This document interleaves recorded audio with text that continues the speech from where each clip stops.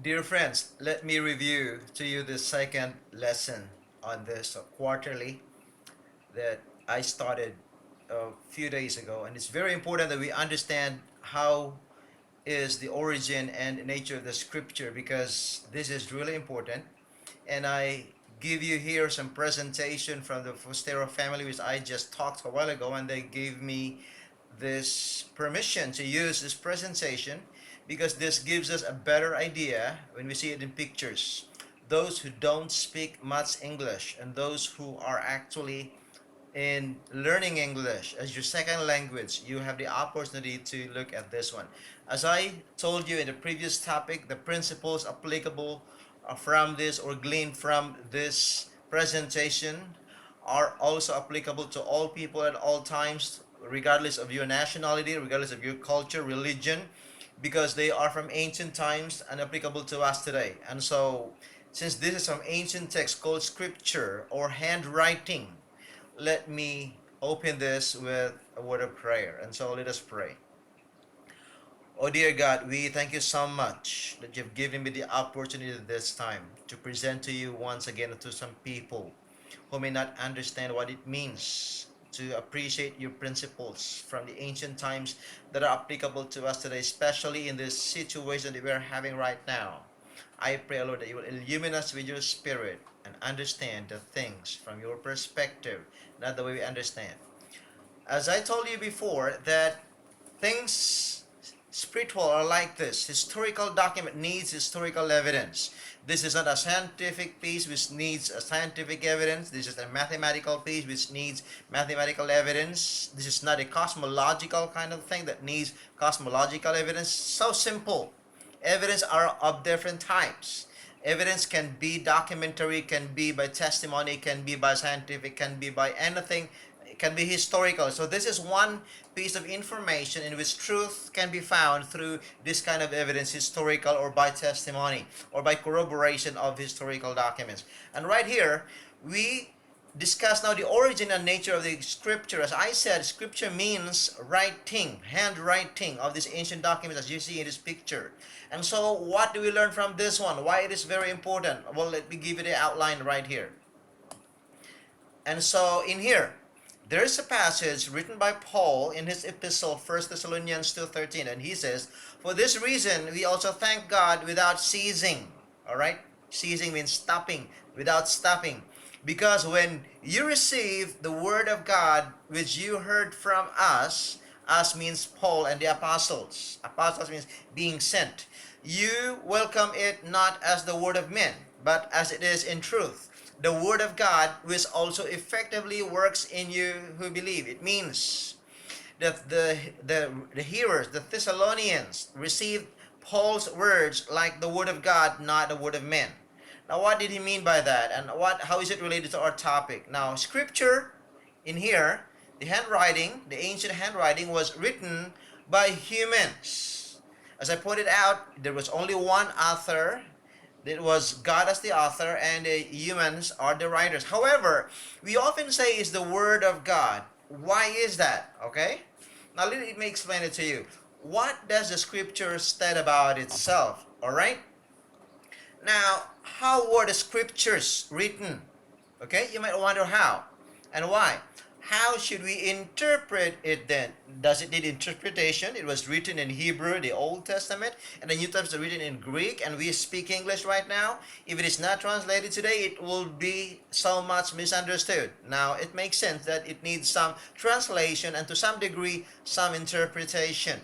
Now, we have here some outline. There's a revelation, there's inspiration, there's a writing process, and there's a word and the interpretation. When we say about revelation, it means it's given, revealed, made known to us by somebody who it will be discussed later on. For example, here, the revelation.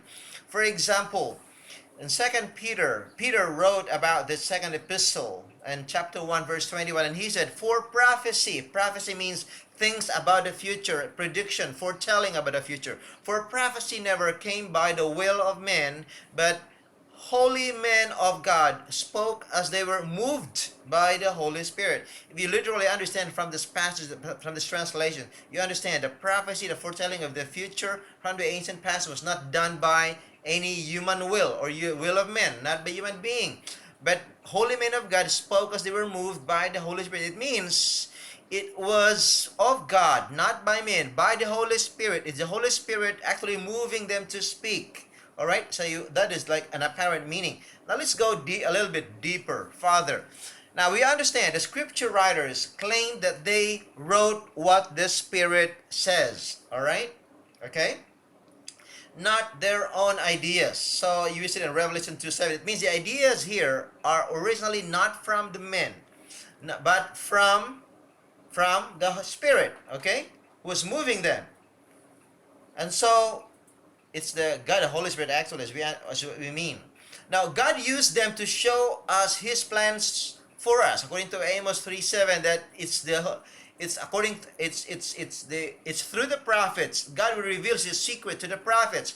He revealed Himself through them. Through them means the prophets. That's how God reveals. So revelation is God's revelation of what He wants to say. That is to and through the prophets. Okay, how does He do it? Now, the instructions and advice in the scripture were given by God.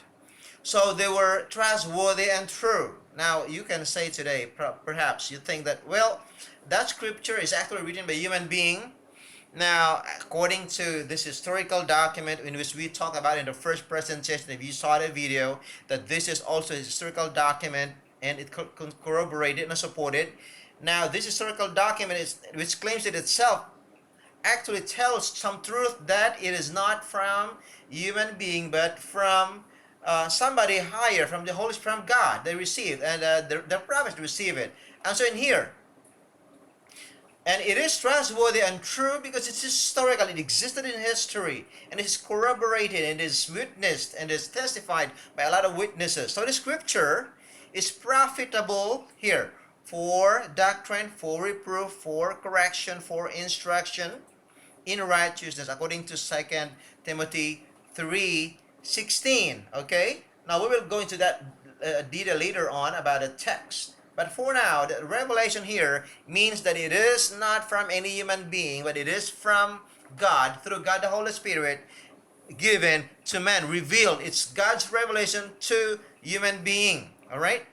So by reading the scripture, we learn how God wants us to live. That this is very, very simplistic definition or understanding or explanation just for those who don't speak much English or at a higher, not very advanced level. Just enough for you to be able to understand here with words and pictures written on it. If you are really studying English, this would be so beneficial to you. We'll go into detail later on, but this is enough for the meantime what revelation means. Okay? And so the question here is, what is inspiration? Now in 2 Timothy 3:16, as I told you about, that we will discuss more on this. All scripture, it means the scripture that is being referred to here. Now if you don't know yet what I mean, you have here like Genesis, Exodus, Leviticus until Malachi, about 39 of them written in Hebrew, written by the Hebrew people. That is what they call all scripture. They call it Old Testament. It's not New Testament, because at this time it was written, and 2 Timothy at this time by Paul, there was no New Testament there yet. The New Testament composed of 27 books, as I pointed out already in the previous discussion. That all scripture referring to the Old Testament is given by inspiration of God. Well, this is an English translation. Well, if you go to Greek, it would sound like there's a lot more in here than what is being discussed in English. Okay? Now, let's go into detail a bit of it. There's a perfect harmony from Genesis to Revelation. Okay? Why is that? Because this is so only because the Holy Spirit inspired. It means, the word inspired is a big word if you don't know much about English. Inspired, it means the Spirit giving the message, moving, inspiring, like actually not the word inspired used today, like when you are inspired, you're empowered and you're so happy. No, the word inspiration is called like theopneustos. Theo means God, pneustos like spirit. God breath is breath by God, the idea is breathed by God. It means He's the original author given to us. That is what it means by inspiration. All right. The Holy Spirit inspired all the Scripture authors. Okay. Let us see if only the all Scripture author. But the text says in 2 Timothy 3:16, all Scripture is inspired. All Scripture is given by inspiration. All Scripture is God breathed. What is inspired? Is it the author? It's very clear here in 2 Timothy 3:16. All Scripture is God breathed. Like the all Scripture is given, breathed by God. God breathed through or by Him. All Scripture is inspired by Him. All Scripture is breathed, God breathed by Him, or divinely breathed, right? So, however, all writers were not inspired the same way. Now, let us explore what it means by this, okay? I will just add some explanation later based on the picture that you see right here. So, there is what they call direct inspiration. I don't like to go into detail on what they classify as this one, direct inspiration, but just bear with us. Let's use this illustration. Direct inspiration here according to Deuteronomy 18:18 and Revelation 14:13 means like God speaks, write these words, speak exactly these words in your mouth. That is verbatim from God, directly from God, and that is the one that you are, or the prophet is going to say it exactly to people. That is what is called by direct inspiration. Okay? Now I will go into detail in the next presentation here. But there's what they call as inspiring the idea, somewhat like indirect. Why? In this way, like the Proverbs, like the writers of the Proverbs and Psalms, they use the words, their ideas are inspired by God as they thought, as they communicate with God through prayer and some revelation. They use their own ideas in there to write what God revealed to them, either in dreams and in visions or in somewhat that, communication. They use their own words, not God's word, their own word. That is inspiring the idea. Okay? Now, this categorization is very simplistic. It may not be so exact how to describe or categorize, but just enough for us to have a rough, categorization of how we understand it, because there is more into detail if we go back to the text in the Old Testament. Now, there is what they call selective inspiration. What it means by selective inspiration in that the author, like the Dr. Luke in the book of Luke, he investigates Luke verses 1 to 3. He investigates, he made some research, and the Holy Spirit was leading him into truth and some detail about Jesus Christ and about the historical event that happened during his time. He uses a lot of, having a doctorate degree. I don't know what it means in their time, but just claimed that he was there, a doctor with a very high education. There, use a lot of information just to corroborate and to make sure that everything he got is actually accurate. Okay? Now, you might think that, well, anybody can do it, I can do it too right now. Well, let me tell you, the inspiration here applies to the biblical writers only. It does not apply to us. What applies to us is illumination, okay? We don't call it inspiration, the way the word English use inspiration today, okay? So inspiration actually is God's God's act through His Holy Spirit on the parts of the prophets, the recipients. And that is a miraculous act. So it's not done today by us. Well, maybe some prophets are being given by that kind of inspiration. But what it means by inspiration today is not the same word or meaning the way inspiration is applied or meant in the Bible. Okay? So let me just make a clarification. When you say I am inspired to go to the party, I am inspired to go to school, I'm inspired to meet my dreams. It's not the same biblical inspiration, because the inspiration that we have today is not actually miraculous. Alright? It's just a matter of being encouraged. So inspiration here from the biblical perspective is actually a miraculous way of communicating to the author, a miraculous way of revealing the truth to the writers, and these writers actually, it can be like direct word for word, or it can be by thought, or it can be leading the prophet or the writer to really go into the truth, either through selective or research. So what I mean by inspiration? Okay. Now, let's go a bit of detail of that. If you have some questions, you can just write me. So, this is why Scripture said as varied book.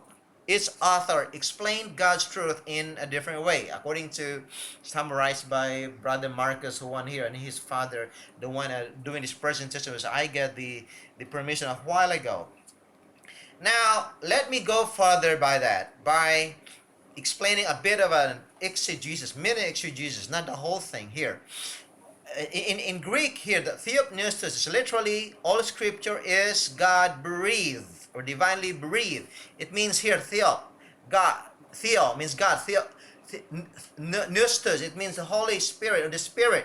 Is God breathed? The Holy Spirit is breathing, okay, the message to the prophet. That is what the implication here. How is that? Is it true? But in here, all scripture is God breathed. It means the message or the scripture, the whole scripture, not part of it, is actually from God through His Holy Spirit. That is the literal idea in here. But how it's done, it is not properly much detailed by Paul as is discussed in 2 Timothy. But we go into a bit of another text which is of the same import in 2 Peter 1:21, and it's very clear here. It says here, for no prophecy was, this is translated by NET, New English Translation, which is very, very scholarly, incorporating all the latest research on the latest manuscripts. And this is very, I see in here among the other English translations is very, very clear and so literal from the Greek. It says here, for no prophet was ever born. In other translations, ever came, but in here, ever born. The word there is from the root word pharaoh, but in another form, enecte, by human impulse. Rather, men carried along. Again, it's the same word here used for another subject. I mean, another, word. By the Holy Spirit spoke from God. If you notice in this text, the word pharaoh, it means to bear or to carry or to bring or to produce, is actually used two times. First, with the main idea, the subject here, prophecy, okay, is predicated by the word pharaoh. That prophecy or the foretelling of the future is actually not born out by human impulse. Okay? And the word used pharaoh again is used again here, men carried along. So the word pharaoh, it is used for the topic of inspiration, is used on the prophecy or the message or the prophetic message or the words of the prophetic message. We will go into the words later on, but for now, it's just prophetic, the prophecy or the prophetic message. It's being used with the word pharaoh and men. Okay, it's very clear from this passage that inspiration or the carrying out of God's message is working on the prophecy or the prophetic message and men. So those two aspects. Let us go further into detail because this is written by Peter. Now, anybody who claims that inspiration or the bearing of God's message, the carrying out of God's message is only on the part of the word or only verbal inspiration falls apart, from this passage. Or anybody who would claim that only the person is inspired, but then the word again is against this text. So clear because in this text there are two. Inspired in word, inspired on, the inspiration works on words, or the prophecy or the message, and inspiration works also on the men. It means on the prophets. That's what is being meant here.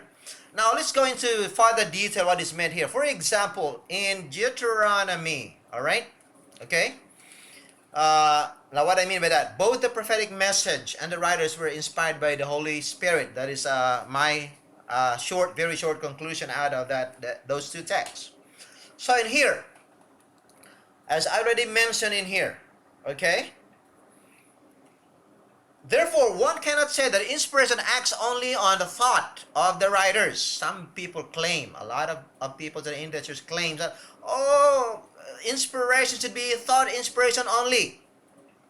But it's very clear that inspiration works on the prophetic message, which are the words, thoughts, and the writers. You may not believe me or you may not agree with me. Let's go into detail again. And the next presentation right here, okay? Now we go to Deuteronomy 18:18. It says here, it means the Lord God, will put my words in his mouth. Now that is very clear, right? God's word, that is what is claimed by like they call like direct inspiration, okay? the inspiration here acts or is working on the words. The words are inspired. And he shall speak to them all that I command him. All right? And that is very clear according to 2 Peter 1:21 in the first part. Prophecy is ever born, that is inspired, okay, by God through his Holy Spirit, not by men. Another passage here in Revelation 14:13, and I heard a voice from heaven saying, write. What is to be written? The next one. Blessed are the dead who die in the Lord from now on. Yes, that is the one, exactly word for word, verbatim. That is what they call as like verbal or direct inspiration, okay? Now, some authors want to argue against this one, probably because of this passage written by a non-biblical author. I don't like to make issue out of this, or don't put me in hot water, okay? Because the theology of revelation and inspiration is actually like, it's progressive, and I should not be put in hot water here by firing me or whatever that is. Because of this comparison, I'm just giving you an opinion. I mean, a right presentation here. When we interpret scripture, let the scripture interpret itself, because the scripture actually has its own way of interpreting based on the parameters of what is intended by the author of the Bible, rather than what we think about it today, okay? So let us hear now and compare the comment of a non-biblical author. It says here, it is not the words of the Bible, be careful, that are inspired. What? Look, it's so clear in 2 Peter 1:21. It's so clear in 2 Timothy 3:16. It's the words, all scripture, and in here the message. Well, you might say it's not a word in those two passages. Yeah, but look, Deuteronomy 18:18 and Revelation 14:13. Now this comment falls flat, okay, against the scripture in here. It is not the words of the Bible that are inspired, but the men. You see that? It's very clear. If you don't agree, but the men. Well, 2 Peter 1:21 also talks about the men being inspired. All right? But if one says actually categorically that not the words, but the men, it doesn't show that 2 Peter 1:21 and 2 Timothy 3:16 and Deuteronomy 18:18 and Revelation 14:13 talked about what is claimed in this this extra biblical author. But the men that were inspired, okay, inspiration acts not on the man's words or his expressions, but on the man himself. That sound to me is not actually correct. You might want to settle that idea and maybe harmonize it with what the Bible says, but it's those three texts, 4 passages you just read here on screen. It's very clear, literally, all right, that inspiration acts on the words, on the message, and also indirectly on the men. Now you will see in there, the previous slides is also on the ideas, all right?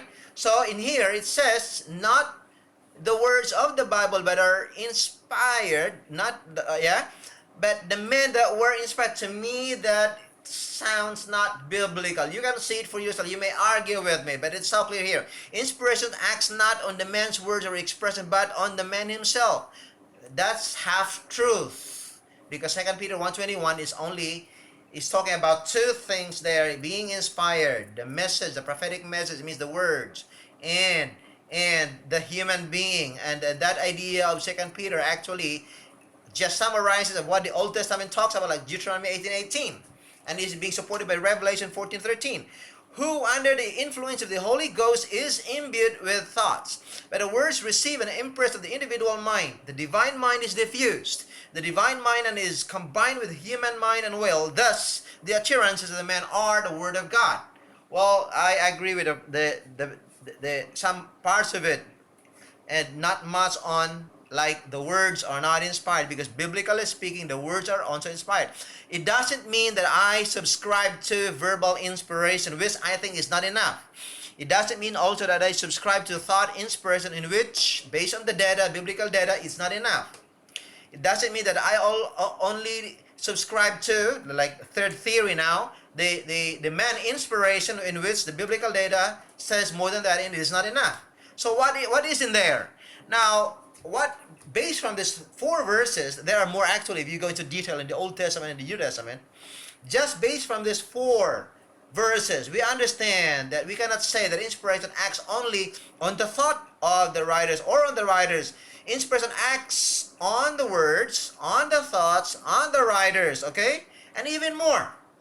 Not only that, why would we limit God's revelation and how would He inspire His people rather than putting these words into modern, I should say, artificial logical categories? Why don't we listen exactly what the Bible says? And that is what it means by exegesis, letting the biblical text speak for itself. All right?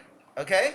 Now let me quote again by this author, but it seems to me, even if I do not agree on all that it is being written by her, but in here, some thoughts are really worth noting. The scriptures were given to men, okay, I agree, not on a continuous chain of unbroken utterances, but piece by piece through successive generations, yeah, as God in His providence saw a fitting opportunity to impress men at sundry times and diverse places. Okay, it means different times and culture and context. Men wrote as they were moved upon by the Holy Spirit. Now you might be tempted to think that who am I to criticize this passage by this E.G. White selected message in which I have a high regard. And many times actually she wrote very inspiring messages, and but most of the messages I don't want to make this an issue. I just would like to go back to what the text says, all right? And because that is what it means of this quarter's issue. How we interpret the scripture is we let the scripture interpret itself, and these other extra biblical authors we just support. We do not impose other extra biblical authors. Anybody who is talking about here today, you do not, any preacher or even the leader of anybody or of the church, his idea is not the final word, is what the Bible says. So we do not put the scripture under any organization or a church or any leader or any prophet or whatever that is. Let anybody else be under the authority of the scripture, which message is originally from God, and that is how He revealed and inspired His biblical writers. I think the idea is clear, right? You can just write your comments below and give me more question. Now the writing process. Thus speaks the Lord God of Israel, saying, write in a book for yourself all the words that I have spoken to you. Again, that is very, very clear. There are times that God would do like this, exactly like verbatim. Okay? There are times it is not verbatim, like indirect, like only thought. So why did God want to have His words written? All right? Why would you? Originally it was oral, tradition. We saw the advantages of a written message. There are a lot of advantages, as you can see. It's harder to forget what you read, right? Because most of us are visual. You can go over it and then memorize it. Go over and over again. If you like to memorize, a lot of these people today memorize it. Like, Randy Skeet, preacher Randy Skeet, he likes to memorize and his preaching. Well, I don't have the talent of memorizing, only some ideas. I like to memorize not the words but ideas, because I like to compare translation over translation and go back to the original text rather than memorize certain passages of a certain translation only.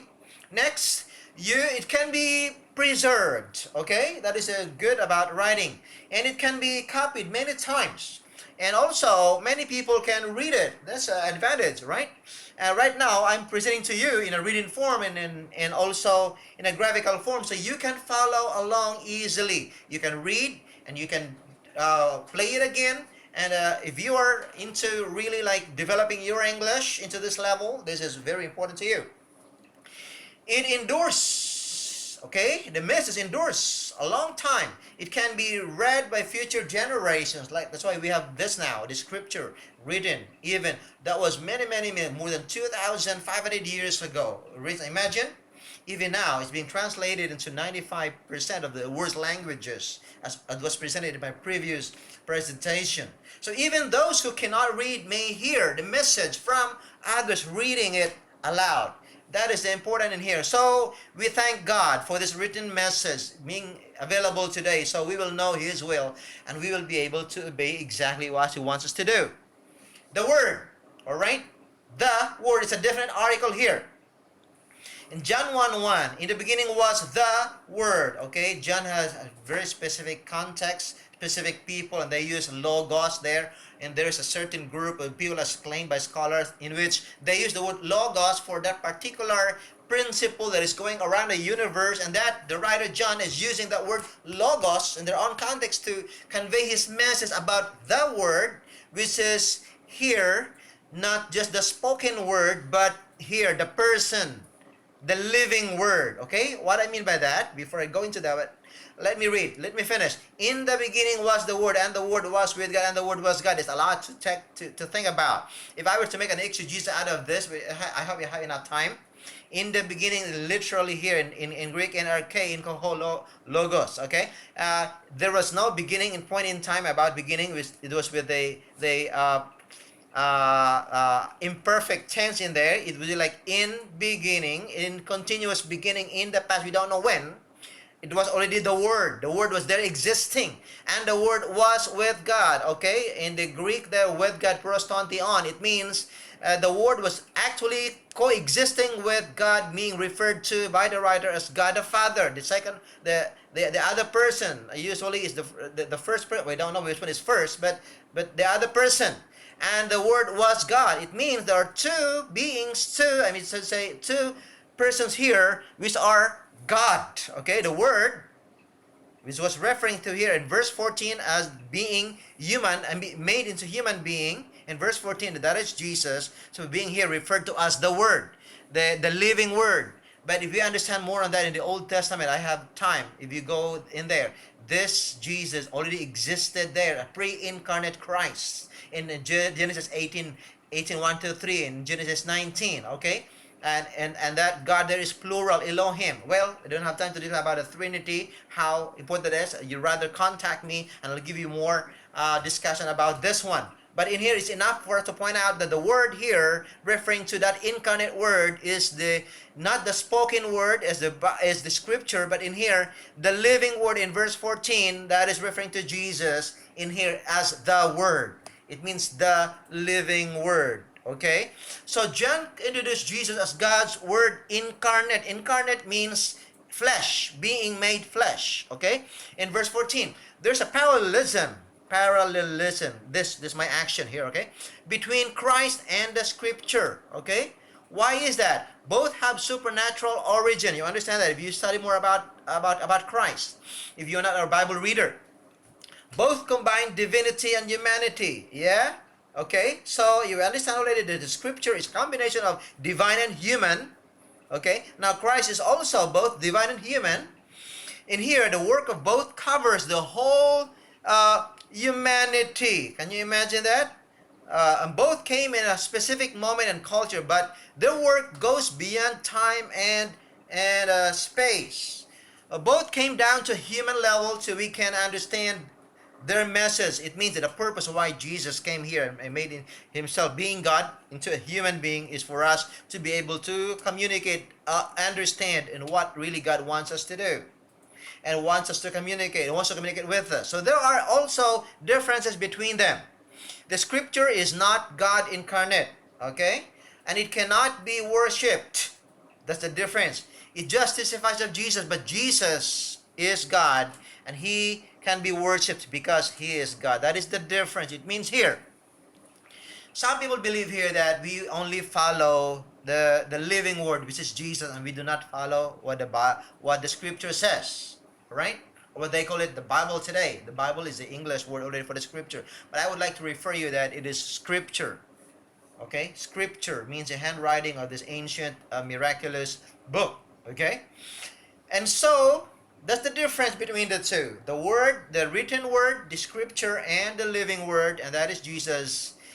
They communicate the same way. And actually, Jesus gives more clarification and interpretation of what the written word, the scripture says. Now, let's go to the interpretation here. In 2 Peter 1:20. Knowing this first, that no prophecy of scripture is of any private interpretation. Alright? Okay? That is the one, and we expounded previously.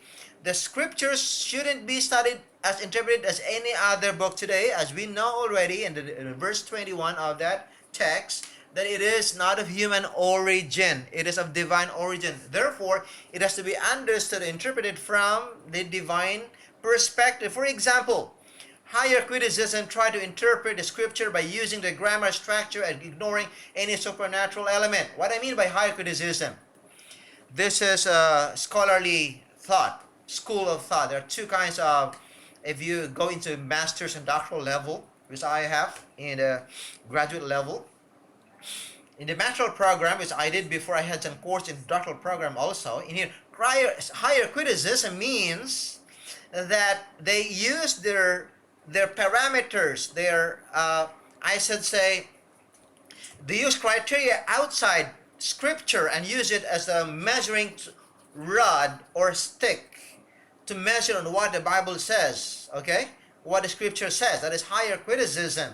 And they suppose a lot it is very hypothetical instead of letting the parameter coming out of or from exactly from what the scripture says. The lower criticism starts from what the scripture says at face value. But the higher criticism goes beyond that. It's very prepositional. I should say, there's a lot of presuppositional, I should say. There's a lot of assumption in there rather than taking the text at face value. And in there, they use a lot of these maneuverings, machinations to really to support something, to suppose that, oh, there is no natural element in there because how could it be? It's so naturalistic, based on natural evidence and science.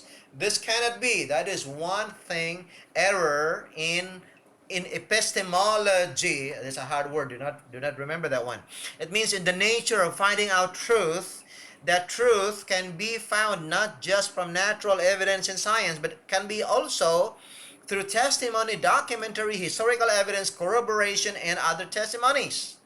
That's what it means. The higher criticism is more naturalistic and impose it on the biblical data or the scriptural data, which is wrong method of research or methodology. Okay? And so what I mean by that, let us see in here. So then how should we interpret the scripture? Well, above all, we must remember that it is the Word of God. So we interpret it from God's perspective. It is His Word, not our word. Would you like your aunt to interpret your writing to your girlfriend? You see that one? You interpret rather your writing, your letter, your text to your girlfriend rather than somebody interpret it for you. Okay? That is what it means. This is God's Word through the prophets. So let God interpret it according to what He meant. Now, in philology, in semantics, meaning, study about words and meaning and language, it can be understood from the context. And in here, what is very important thing, element in Hebrews 11:6 is faith. Okay? We have this limitation. And so, when God says in the scripture like, oh, there is superhuman element, that is historical and corroborated by witnesses in the Bible, there is their element that we didn't see it exactly. So this faith element is very, very necessary. Okay, and faith in Hebrews 11 is defined actually as the confidence of things you do not see, as you believe. For example, all right, what is happening around today is the result of someone's dreams and faith that it would happen. Okay, what for example, in my here I am in a village right here, in which it's a wonderful village where things are nicely done, nicely constructed. Someone already actually thought about this and make it into a dream, and he believes I can do it. But faith in this Hebrews 11 is much more than that. Faith is the conviction, is in another translation, faith is the substance of the things hoped for. Actually, is the certain, is the confidence of the things hoped for, the evidence of things not seen. All right? When it is seen, it's not faith after all. And here, there is an element of faith that we need to put into God's Word because something there are not within our reach. Okay? And this is supernatural. And if you go into the supernatural things are to be understood in that methodology. And one element is faith. That's why we need to pray first for the Holy Spirit to understand it, because things spiritual are not easily understood by our finite mind. Now, this idea is from, again, the scripture itself. It's not by me. So the Holy Spirit inspired the scripture, as we know already, and we must let Him inspire us as we read it. Inspire is another meaning. Inspire us means encourage us. As I already pointed out, okay, the word of inspired here is another meaning, the way we use it today, but the biblical inspiration is different.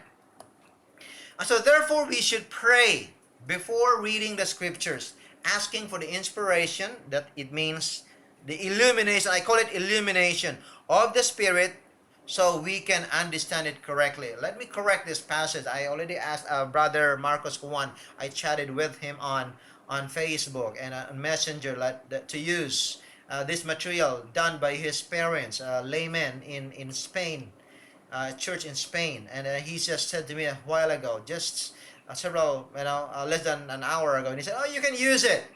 But in here, the correct way is, therefore, we should pray before reading the scriptures, asking for the inspiration of the Holy Spirit. The correct term, theologically, biblically, for asking for the illumination of the Holy Spirit.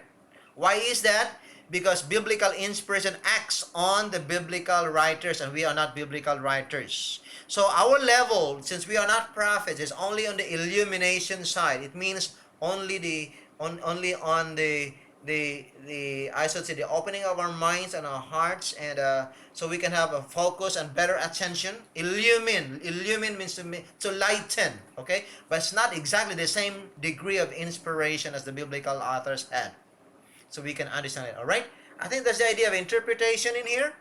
Okay, so, and that interpretation is not human origin, and we let God, that is one basic idea. We interpret scripture, we let God interpret it through His Holy Spirit by faith. Okay, starting with prayer. I think you got the full idea in here that I summarized a bit. Okay, so we have here, I belong to the Seventh-day Adventist Church of Christians. Okay, we are Christians. If you don't like the word Christian, since you may not be a Christian, we are not Sunday keepers. We rather better call ourselves Seventh-day Adventists. It means we come to church on we group together in church and value a Saturday Sabbath, as a Sabbath means rests, because we need to have a break, like kind of a holiday from our weekly work. Seventh-day Adventists, because Adventist means we wait for the second coming of Christ. You may not agree with us or not. We are not making up any ideas here, but everything we teach and we claim that it is biblical, although some claim that it's not. But we want you to see it for yourselves with these statements here. Knowledge is and revelation is progressive anyway. Let me just summarize based on our scholars and leaders of the world, worldwide Seventh-day Adventists in here. The Holy Scriptures, okay? Old and New Testaments are the written word of God, given by divine inspiration. We already talked about that. The inspired authors, okay, spoke and wrote as they were moved by the Holy Spirit. Moved, carried, born, okay. In this word, God was committed. This word, the word capital word here, actually has committed to humanity the knowledge necessary for salvation, the written word. That is the scripture. The Holy Scriptures are the supreme, authoritative. It's authoritative because it's from God. And the infallible revelation of His will. What is infallible? Infallible means not capable of committing error. The message here is from God. We believe it's infallible. Anything human is fallible. Anything human language is fallible. But then when it is diffused with God's message and with the inspiration of the Holy Spirit, the fallible human language becomes infallible in its message, because it is originally given by God. God is the author, and we are the biblical writers. The prophets are His writers. So they are the standard of character. You see that? It means it's applicable to all people, all culture, at all times. It is a standard of character. The test of experience. You can experience it. Apply the principles today. The definitive revealer of doctrines. Doctrines means teachings. Okay? And the trustworthy record of God's acts in history. It means it's also a historical book. I want you to go into detail what it means by that. There are some of these passages.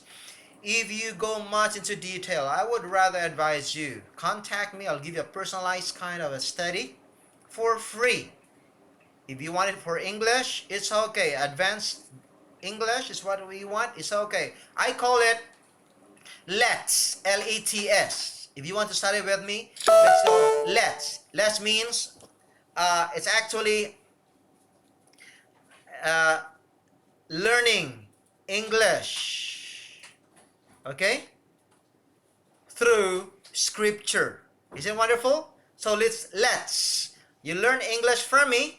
Learn English through scripture. Scripture means handwriting, ancient handwriting. Now it become inspired handwriting, as we already understood here. Today it's called the Bible. All right, because the Bible, the scripture is translated into 95% of the world languages today. There are a lot of English translation, and your English will actually improve. If you want more, I'll give you English study and also the principles that can be applied to your life today. It can be helpful to your family, to your character, to your community. Well, may God bless you. See you for the next video. But before we go to the next video, let us pray. And I'll pray for you, for your family, so you will be comforted from the fear of COVID-19. Let us pray. Oh, dear God, thank you so much for the message about the origin of Scripture and how it was done. We now understood and we believe that it was coming from you through the inspiration of your Holy Spirit given to your prophets. And your word, it can be direct, it can be verbal, it can be by thought, it can be by the author, it can be by research, it can be in many ways, it can be shown in picture, in many ways. Although this is not an exhaustive study, but we believe the principles behind it are applicable to us today. If we apply it today, I believe we will not be weak in our fight against COVID-19, because we have some principles on how to combat it, some health principles like quarantine is biblical, how we strengthen our brain and our mind and our attitude so our immune system will be strengthened too.